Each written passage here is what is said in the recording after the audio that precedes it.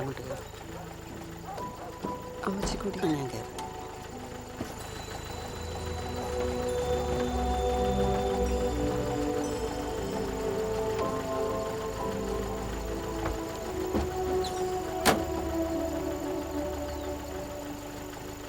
അതെ, കാലത്തൊരു ഇച്ചിരി മാറ്റാവോ? ഗിയറൊന്നാണ്.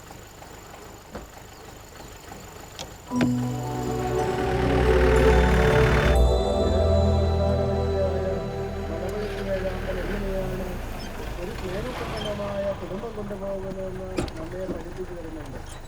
സമൂഹത്തിൽ മാതൃകാ കുടുംബ ജീവിതത്തിന്റെ പ്രസക്തി മലമുഴക്കി വേഴാമ്പലിന്റെ കഥയിൽ വേണ്ടി നമുക്ക് മനസ്സിലാക്കാവുന്നതാണ്. ഞാൻ ഇല്ല അമ്മച്ചി, ഞാനും കൂടിയിട്ട് പോകാന്ന്. ആ കൊച്ചു പോകുന്നത് കണ്ടോ? എന്നാ വണ്ടി ഇട്ടിച്ചു വരാം. അല്ലെങ്കിൽ നമ്മുടെ വീടുകളിൽ നാം വളർത്തുന്നതായ നമ്മുടെ മൃഗങ്ങൾ, പക്ഷികൾ എന്നിവയിൽ നിന്ന് വ്യത്യസ്തമാണ് ഈ മലമുഴക്കി വേഴാമ്പൽ. എന്തുകൊണ്ടെന്നാൽ അത് കുടുംബജീവിതം ഭദ്രമായിട്ടും സന്തോഷകരമായിട്ടും കൊണ്ടുപോകുന്നു. പെൺവേഴാമ്പൽ മുട്ടയിട്ട് അടയിരിക്കുമ്പോൾ പൊഴിച്ച് നിന്റെ ആക്രാന്തൊക്കെ മാറിയോടാ?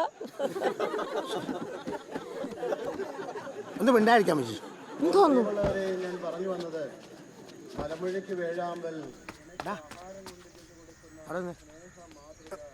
നീ എങ്ങോട്ടേ പോകുന്നേ? ഞാൻ പോവാ.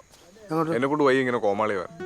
എടാ, നിനക്ക് ചെറിയൊരു കയ്യോത്തം പറ്റിയെന്ന് പറഞ്ഞ് നീ എന്നെ എത്രയെങ്കിലും തള്ളപ്പെടുന്നത്? ഇത് നിനക്ക് മാത്രം പറ്റുന്ന കേസല്ലെന്നേ. നിനക്കറിയോ, അവിടെ പാറക്കുടിയിൽ ജോസൂട്ടിയുടെ പെങ്ങളാ മിണ്ടാ പൂച്ചായിട്ടിരുന്ന പെണ്ണ് സോണി, അവളുടെ കല്യാണം കഴിഞ്ഞായിരുന്നു. അവളിപ്പോൾ കേസും കൂട്ടായിട്ട് വീട്ടിൽ വന്നിരിക്കുക. കാരണം തന്നെ ഭർത്താവിന്റെ അമിത ലൈംഗിക പീഡനം. അതിന് ഞാൻ അതൊന്നും വിചാരിച്ച ചെയ്തല്ല. അതല്ലടാ എടാ, ആ കാര്യം നാട്ടിൽ ചുടുവും ചൂലും അറിഞ്ഞിട്ടില്ല. പക്ഷെ ഇതറിയും. നിന്നെ 10 പേര് അറിയുന്നോണ്ട് നാട്ടുകാരിങ്ങനെ പലതും പറഞ്ഞുകൊണ്ടെടുക്കും. അതിന് നിനക്കല്ല യാതം അല്ലേ അച്ചോ? സിൽവാച്ച ഇങ്ങ് വന്നേ. ഇത് നല്ല കളി. എടാ, നീ അന്ന് എൻ്റെ മുമ്പിൽ കുമ്പസാരിക്കാൻ വന്നപ്പോൾ ഈ കാര്യത്തിന് ഇത്ര പിഞ്ചാണെന്നുള്ള കാര്യം എനിക്ക് അറിയില്ല. എടാ, ഞാൻ നിന്നെ കുറ്റപ്പെടുത്തിയതല്ല, ഞാൻ അത്ര കാര്യമായിട്ട് എടുത്തില്ല. നല്ലൊരു കൗൺസിലിംഗ് നിനക്കുണ്ടായിരുന്നെങ്കിൽ ഇങ്ങനെയൊന്നും സംഭവിക്കില്ല. എൻ്റെ കുറ്റമാണ്, ഞാൻ ക്ഷമ വയ്ക്കണം. നമ്മുടെ പള്ളിയിൽ ഈ ധ്യാനം കഴിഞ്ഞ് കഴിയുമ്പോൾ ഒരു ഫാമിലി കൗൺസിലിംഗ് നമ്മുടെ പള്ളിയിൽ വെച്ചിട്ടുണ്ട്. നല്ല ഫേമസ് അച്ഛനാണ് വരുന്നത്, എബി പുത്തുമുരുക്കൽ അച്ഛൻ. നീയും റിൻസിമോളും അതൊന്ന് അറ്റൻഡ് ചെയ്യും.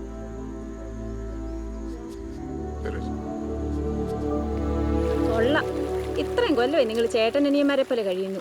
ഇതിനിടയ്ക്ക് എപ്പോഴെങ്കിലും ഇക്കാര്യം ഒന്ന് പറഞ്ഞു കൊടുത്തായിരുന്നെങ്കിൽ ഈ കുഴപ്പം വല്ലതും ഉണ്ടാകുമായിരുന്നോ? എന്നിട്ടിപ്പം ചിരിച്ചുകൊണ്ടിരിക്കുക. എൻ്റെ പെണ്ണ, ഇതൊക്കെ ആരോടും പറഞ്ഞു കൊടുക്കേണ്ട കാര്യമാണോ? എനിക്കാരും ഇതൊന്നും പറഞ്ഞു തന്നിട്ടില്ല.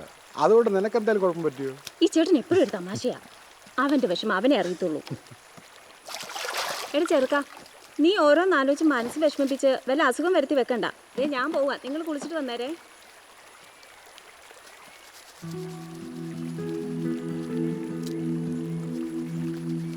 നിങ്ങൾ അടിപൊളിയാണ് ചോദിച്ചല്ലോ.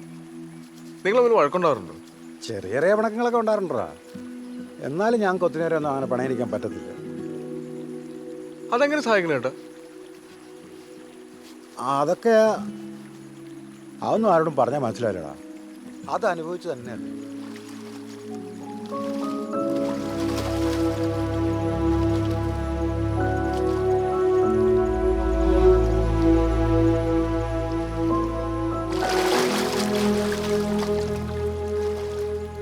ഞാൻ ചെയ്ത മഹാപോക്രിത്തരായി പോയില്ല ചേട്ടാ.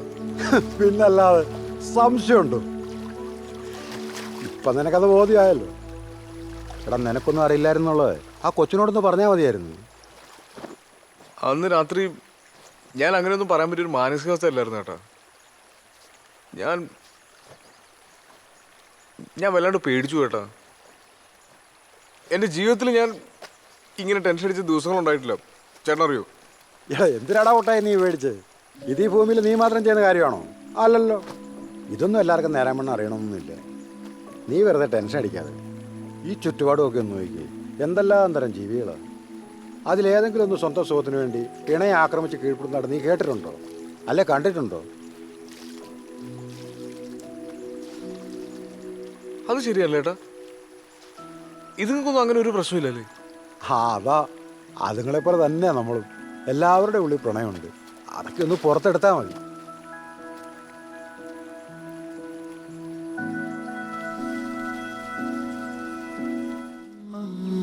നമുക്കൊരു ദിവസം ചേച്ചിനോടെ കൊണ്ടുവന്നാലോ? നീ നടക്കണ കാര്യമല്ലോ പറ. ആദ്യം അവൾ എന്നോടൊന്നും മിണ്ടട്ടെ. സ്ലിവാച്ച ചെന്നങ്ങ് മിണ്ടെന്നേ. ഞങ്ങളൊന്നും പോയില്ലടാ ഹണിമൂണിന്. അന്ന് പനിയാന്ന് ഞാൻ ചുമ്മാ പറഞ്ഞായിരുന്നു. എന്നിട്ടും ഉണ്ടല്ലോ വെളുക്കണ വരെ എൻ്റെ അടുത്തിരിക്കുവായിരുന്നടാ. ഞാനാണെ ഒന്നും മിണ്ടിയില്ല. ഇപ്പം ആണെങ്കിൽ അങ്ങനെ ഒരു അവസരം കിട്ടാൻ കൊതിച്ചിരിക്കുക. സ്ലീവാസിന്റെ ഏറ്റവും വലിയ പ്രശ്നം എന്താണെന്നറിയോ? എന്നാ? നാണമാ. അതൊക്കെ പണ്ടല്ലോ, ഇപ്പം അങ്ങനെയൊന്നുമില്ല. നീ നോക്കിക്കോ മോനെ, ധ്യാനം ഒന്ന് കഴിഞ്ഞോട്ടെ. ഞാൻ അവളെ കൊണ്ട് പോകും. അന്ന് പോയ സെയിം റിസോർട്ടിൽ. എന്നെ സ്ഥലമെന്നറിയാം അവിടെ, ഒരു മലയുടെ മേളിൽ അത് മാത്രമേ ഉള്ളൂ. ഭയങ്കര ആഗ്രഹമാണ്.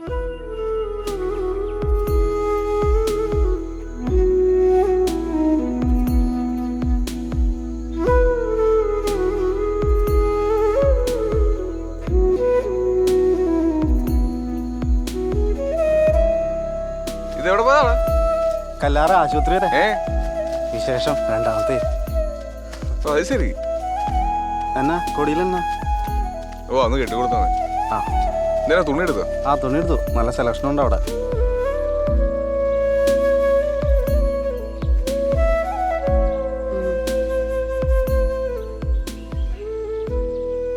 വേറെന്താ പറഞ്ഞ? വേറൊന്നും പറഞ്ഞില്ല. Ammukutty, passion fruit. അമ്മേ ഞാൻ വന്നേക്കാം. എടാ നീ ഉണ്ടോ? ഞാൻ കൊച്ചിനെ കൊണ്ടു വന്നേക്കാം. ആ ശരി ശരി.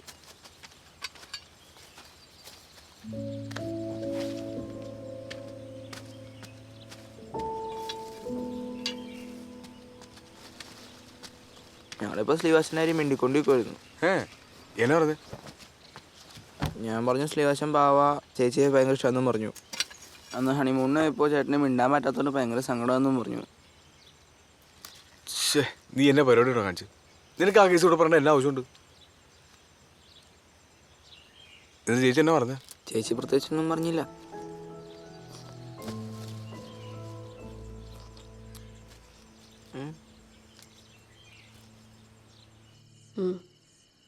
എനിക്കൊരു ഐഡിയ ഇല്ല.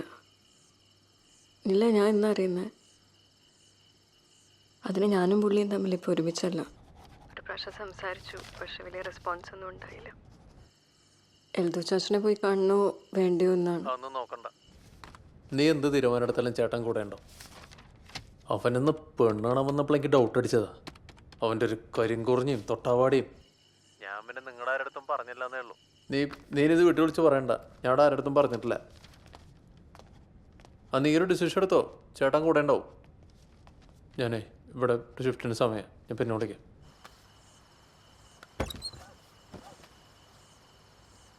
ഒറ്റയ്ക്കിരുന്നും ബോറടിക്കാൻ ഓർത്ത് കയറിയതാ. ആ വാതിലൊന്ന് ചാരൂ. സുരേഷ് ഗോപിനെ പറ്റി സംസാരിച്ചിരുന്നല്ലേ? കുറ്റിയിടണ്ട. അന്ന് ഹണിമൂണിന് പോയപ്പോൾ പനിയില്ലായിരുന്നു അല്ലേ? ഇല്ലായിരുന്നു. ഞാനത് പറയാൻ വരുമായിരുന്നു. ഞാൻ ചുമ്മാ ചോദിച്ചെന്നേ ഉള്ളൂ. ഇപ്പോഴും എന്നോട് ദേഷ്യമുണ്ടോ? ദേഷ്യമൊന്നുമില്ല, പക്ഷെ നമ്മൾ തമ്മിൽ ഇനി മുന്നോട്ട് പോവില്ല. എനിക്കതൊട്ടും കഴിയില്ല. എൻ്റെ പ്രശ്നം കൊണ്ടാട്ടോ. അയ്യോ, അതന്നെ അങ്ങനെ പറയുന്നത്. റിൻസിക്ക് ഒരു പ്രശ്നമില്ലല്ലോ. പ്രശ്നം മൊത്തം ഉണ്ടാക്കി ഞാനല്ലേ? അതാ, അതുകൊണ്ടാണ് ഞാൻ പറഞ്ഞത്. നിങ്ങളെപ്പോലെ ഒരാളുടെ കൂടെ എനിക്കിനി ജീവിച്ചു പോകാൻ ബുദ്ധിമുട്ടുണ്ട്.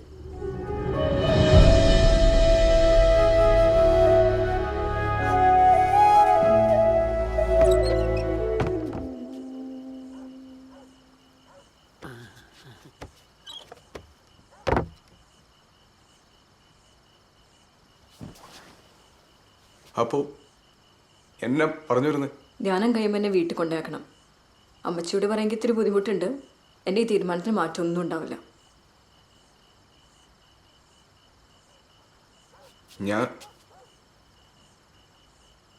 ഞാൻ ജീവിതത്തിൽ ആദ്യമായിട്ട ഒരു പെണ്ണിനോട് ഇങ്ങനെ ഇങ്ങനെ തുടർന്നത്. അതിങ്ങനെ ആയിപ്പോയതാ. ഒരു പെണ്ണിനോട് ഒരാണും ചെയ്യാൻ പാടില്ലാത്ത തെറ്റാ ഞാൻ തന്നോട് ചെയ്തു. റിൻസി, എന്നോട് ക്ഷമിക്കണം.